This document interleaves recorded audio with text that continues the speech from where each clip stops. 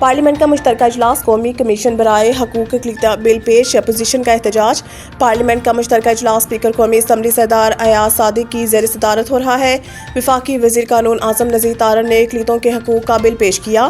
صدر کی جانب سے بحث کے لیے اقلیتی حقوق کمیشن بل واپس بھیجا گیا تھا۔ اقلیتی حقوق کمیشن بل پیش کرنے کی تحریک کے حق میں 160 ووٹ جبکہ مخالفت میں 79 ووٹ پڑے ہیں۔ تحریک کی پیپلز پارٹی نے حمایت کی لیکن پیپلز پارٹی کے عبدالقادر پٹیل نے واک آؤٹ کیا۔ بل کی شکوار منظوری کا عمل جاری ہے۔ پارلیمنٹ کے چوتھے مشترکہ اجلاس میں آج کئی اہم قوانین کی منظوری متوقع ہے۔ وفاقی وزیر قانون نے قومی کمیشن برائے حقوق اقلیتوں بل 2025 پیش کیا اور کہا ہے کہ قرآن و سنت کے منافی کسی قسم کی قانون سازی نہیں ہو سکتی۔ JUI کو بھی اس حوالے سے یقین دہانی کروائی ہے۔ اس کے باوجود کامران مرتضیٰ کا کہنا ہے کہ اس کی شق 35 کو حذف کر دیا جائے، اس پہ بھی ہمیں کوئی اعتراض نہیں۔ اعظم نذیر تارڑ نے کہا ہے کہ یہ ایکٹ غیر مسلموں کے لیے ہے۔ آئین پاکستان کے مطابق قادیانی غیر مسلم ہے۔ یہ ہمارے خمیر میں نہیں کہ کسی بھی صورت ایسی قانون سازی ہو جس سے قادیانی فتنے کو ہوا ملے۔ اقلیتی برادری بھی اتنی ہی محب وطن ہے جتنے ہم ہیں۔ ہم نے اپنے اللہ کے حضور پیش ہونا ہے۔ یہ بل 12 سال سے پینڈنگ ہے، منظور کیا جائے۔ مولانا فضل الرحمان نے کہا ہے کہ مسئلہ اقلیتوں کے حقوق کا نہیں، اقلیتوں کے حقوق کے لیے ہم سب کی سوچ ایک جیسی ہے۔ آپ اس طرح کا قانون کیوں لاتے ہیں جس سے کل کوئی غلط فائدہ اٹھائے؟ آبادی میں تیزی سے اضافہ انتہائی تشویشناک ہے۔ عطا اللہ تارڑ اسلام آباد میں پاکستان پاپولیشن سمٹ 2025 سے خطاب کرتے ہوئے وفاقی وزیر اطلاعات عطا اللہ تارڑ نے کہا ہے کہ تیزی سے بڑھتی آبادی کے باعث صحت، تعلیم اور دیگر شعبوں کو بڑے چیلنجز کا سامنا ہے جبکہ آبادی کے دباؤ نے ملکی وسائل پر بھی واضح بوجھ ڈال دیا ہے۔ انہوں نے کہا ہے کہ آگاہی کے فقدان کے باعث آبادی کا مسئلہ مزید سنگین ہوتا جا رہا ہے جس سے ترقی کی رفتار بھی متاثر ہو رہی ہے۔ بڑھتی آبادی نہ صرف معیشت بلکہ بنیادی سہولیات کے نظام پر بھی بھاری بوجھ بن رہی ہے جبکہ معاشرے کے ہر طبقے کو اس مسئلے کے حل کے لیے اپنا کردار ادا کرنا ہوگا۔ وفاقی وزیر نے مزید کہا ہے کہ ملک میں ترقی کا تسلسل برقرار رکھنے کے لیے متوازن آبادی ضروری ہے اور آبادی کے چیلنج سے مؤثر انداز میں نمٹنے کے لیے ایک ورکنگ گروپ تشکیل دینا وقت کی اہم ضرورت ہے۔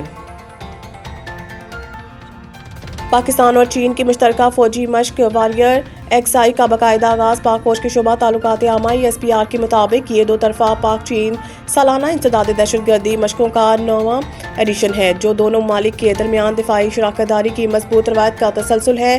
مشق کا باضابطہ آغاز 1 دسمبر 2025 کو national counter terrorism centre Pabbi میں ہوا جہاں دونوں ممالک کے سینئر عسکری حکام نے افتتاحی تقریب میں شرکت کی۔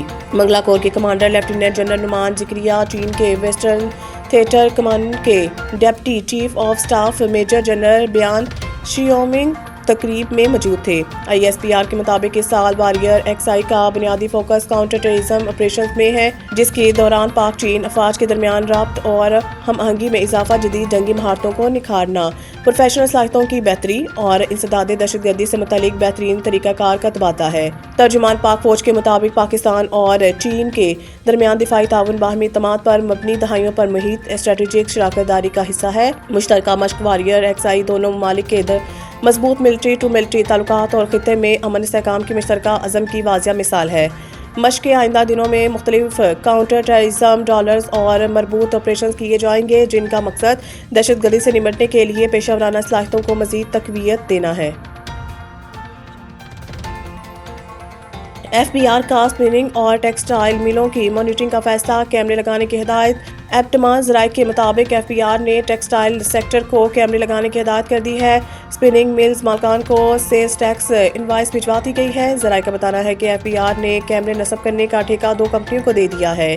کمپنیاں 2 کیمرے نصب کرنے کے 35 لاکھ روپے لیں گی۔ ذرائع کا کہنا ہے کہ کمپنیاں سافٹ ویئر کا الگ سے 20 لاکھ روپے سالانہ لیں گی۔ سافٹ ویئر اور کیمرے بازار سے آدھی قیمت پر دستیاب ہیں۔ ایپٹما ذرائع کے مطابق ایپٹما نے معاملہ چیئرمین FBR کے سامنے لے جانے کا عندیہ دے دیا۔ ایپٹما ذرائع کا کہنا ہے کہ اتنی بھاری قیمت پر ملیں نہیں چل سکیں گی، بندش پر جا سکتے ہیں۔ ٹیکسٹائل سیکٹر پہلے ہی بجلی، ٹیرف، گیس اور ٹیکسوں کے باعث آدھا بند پڑا ہے۔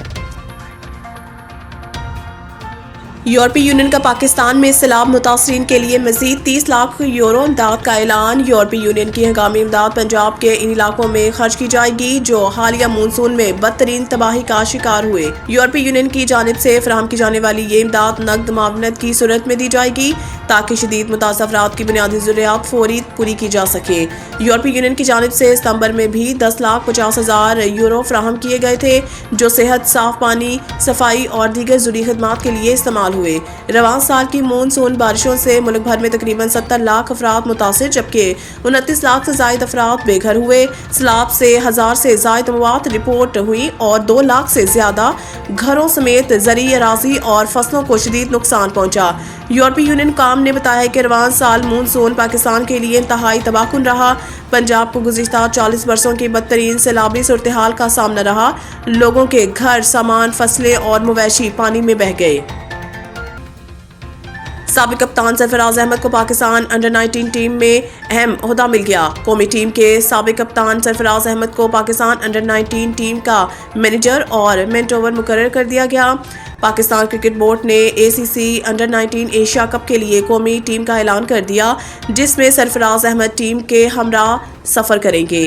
انڈر-19 ایشیا کپ ٹورنامنٹ 12 سے 21 دسمبر تک دبئی میں شیڈول ہے جس میں فرحان یوسف ٹیم کی قیادت کریں گے جبکہ عثمان خان ایونٹ میں نائب کپتان ہوں گے۔ ٹیم کے دیگر کھلاڑیوں میں عبدالسبحان، احمد حسین، علی حسن بلوچ، علی رضا، دانیال علی خان، حمزہ ظہور اور حذیفہ احسن شامل ہیں۔ ان کے علاوہ دیگر کھلاڑیوں میں مومن قمر، محمد حذیفہ، محمد سیام، محمد شایان، نقاب شفیق، سمیر منہاس بھی اسکواڈ کا حصہ ہیں۔